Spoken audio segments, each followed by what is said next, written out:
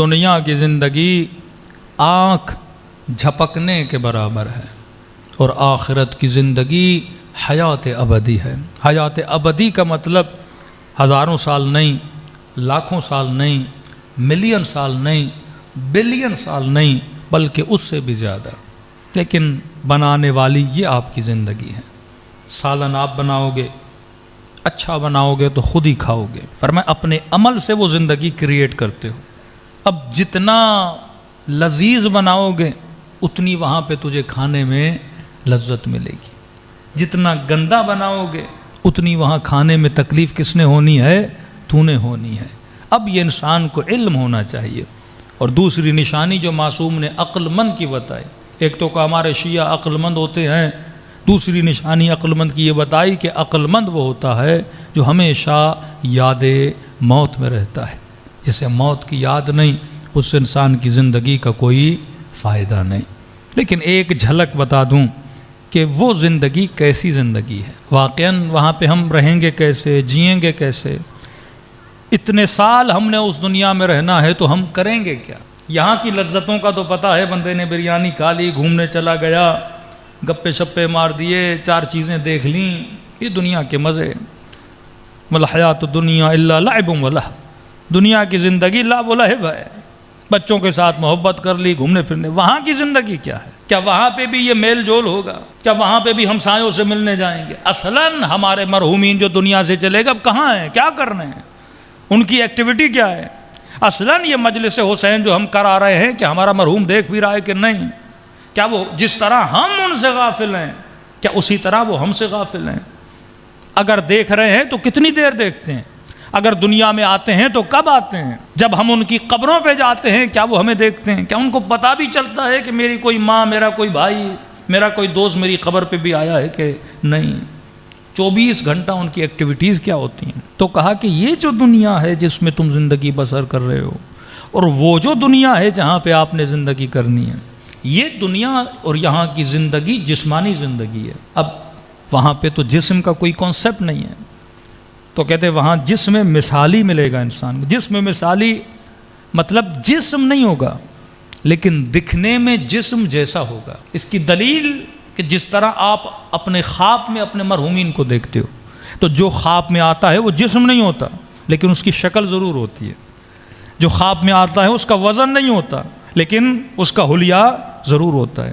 تو شکلیں سب رکھیں گے لیکن جسم وہاں پہ کوئی نہیں رکھے گا، کیونکہ جسم ہوگا تو ثقیل ہوگا، ثقیل ہوگا تو وزنی ہوگا، وزنی ہوگا تو سفر کو طے کرنے میں اسے ٹائم لگے گا، اور جہاں ٹائم لگ جائے تو وہاں آخرت نہیں ہے۔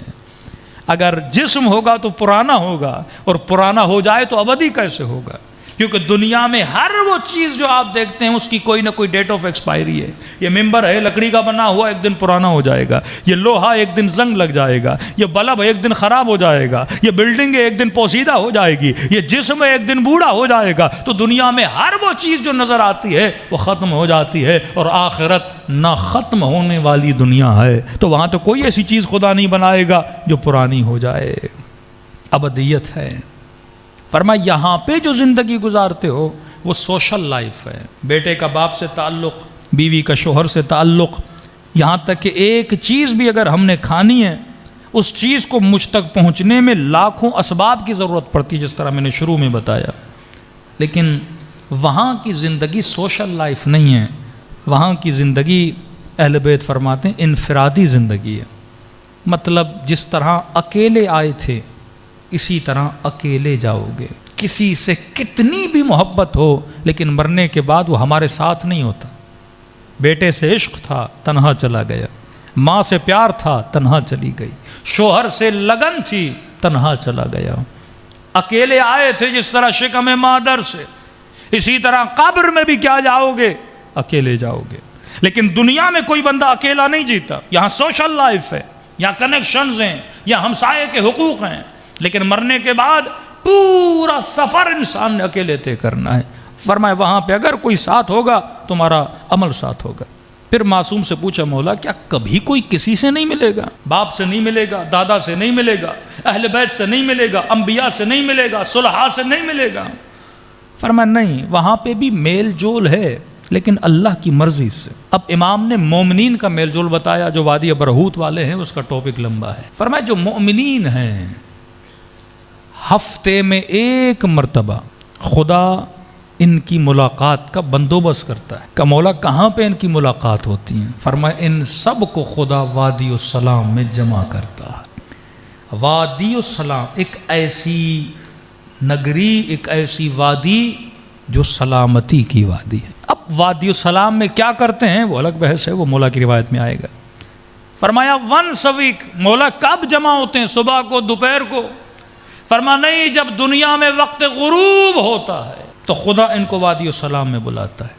کب تک رہتے ہیں؟ فرمایا جب تک وقت فجر نہیں ہو جاتا یہ یہاں بلائے جاتے ہیں، اور فجر کا وقت ہوتا ہے پھر یہ واپس عالم برزخ کی طرف بھیجے جاتے ہیں۔ تبھی ایک شاید راتوں کو قبرستان میں زیادہ بیٹھنا مکروہ ہے، اس کی دلیل شاید یہ ہو۔ ایک شہید کی ماں، جوان بیٹا اس کا دنیا سے گزر گیا، کہتی ہر شب جمعہ میں قبرستان جاتی تھی اور 4 گھنٹے یہاں تک کہ صبح کی اذان ہوتی تھی بیٹے کی قبر پہ بیٹھی رہتی، قرآن پڑھوں، زیارت پڑھوں، حدیث پڑھوں تاکہ میرے بیٹے کو راحت ملے۔ ماں تھی، اس کی روٹین بن گئی، ہفتوں کے ہفتے گزر گئے، لیکن یہ شب جمعہ بیٹے کے قبر پہ جاتی، دعائیں پڑھتی۔ ایک دن اس نے خواب کے عالم میں اپنے بیٹے کو دیکھا، دیکھتی ہے بیٹا میرے حضور بیٹھا ہے، اتنے میں دیکھتی ہوں دوسرے مومنین کی ارواح ہیں اور گویا وہ سامان سفر باندھ رہے ہیں، تیاری کر رہے ہیں کہیں پہ جانے کی۔ تو میں نے بیٹے سے پوچھا میرے لال یہ سب کہاں جا رہے ہیں؟ کہا یہ سارے وادی السلام جا رہے ہیں۔ ہر شب جمعہ اللہ مومنین کی ارواح کو وادی السلام بلاتا ہے۔ کہا ہے کیا وادی السلام میں؟ کہا یہ سب علی کی ملاقات کو جا رہے ہیں۔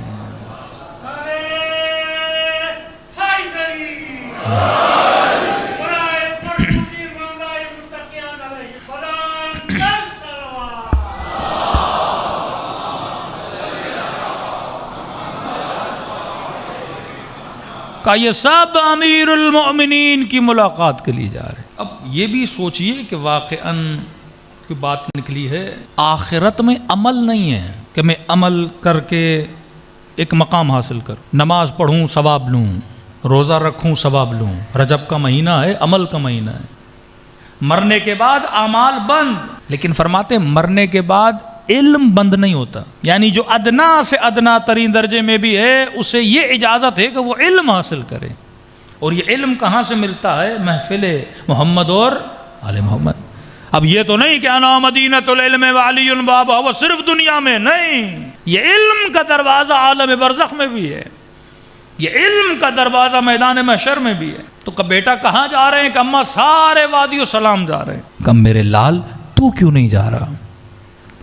کہ ماں علی نے بولا ہے جب تک ماں ہے ماں کے پاس رہنا۔ کہ ماں تیرے ادب کی وجہ سے میں نہیں جا رہا، اب ماں کو منع بھی نہیں کر پا رہا، ماں ہے۔ کہ آپ کے ادب کی وجہ سے یہ ماں نیند سے اٹھتی ہے۔ اس دن کے بعد اس نے راتوں کو بیٹے کی قبر پہ جانا چھوڑ دیا کہ میں اپنے لال کو علی کی زیارت سے محروم کیوں کروں۔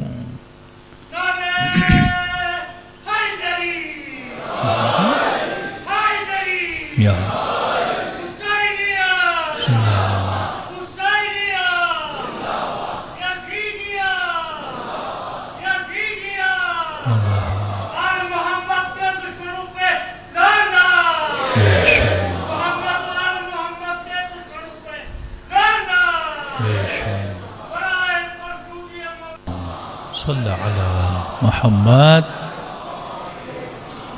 کہ میں اپنے لال کو کیوں محروم کروں امیر المومنین کی زیارت سے؟ اب اس کے دلیل میں بہار کی ایک روایت ہے، فرماتے ہیں امیر المومنین اپنے ایک صحابی کے ساتھ کوفے سے 1.5-2 فرسخ باہر نکلے۔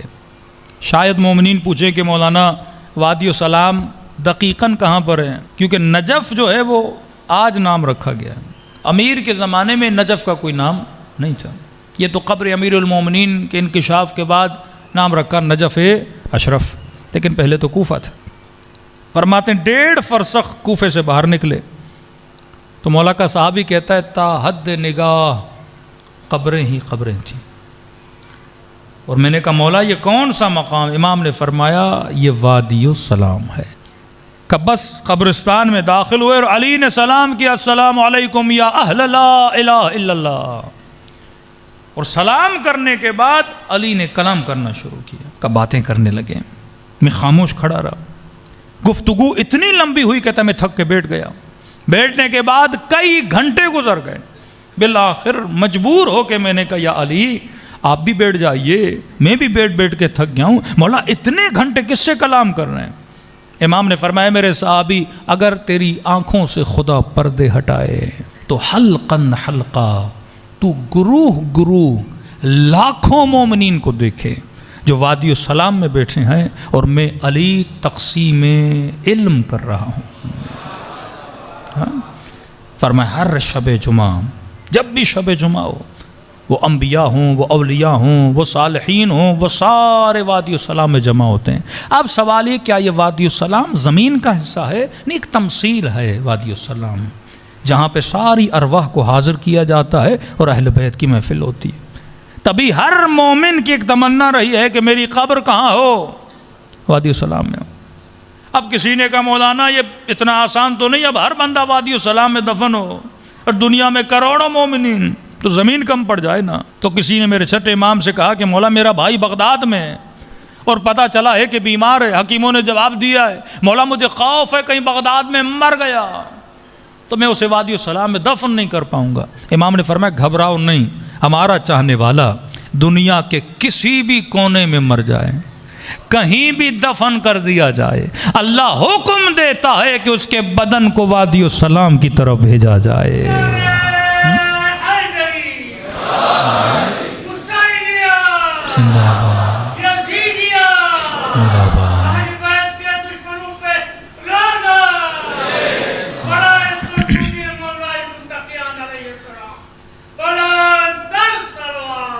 اللہم صلی علی محمد وآل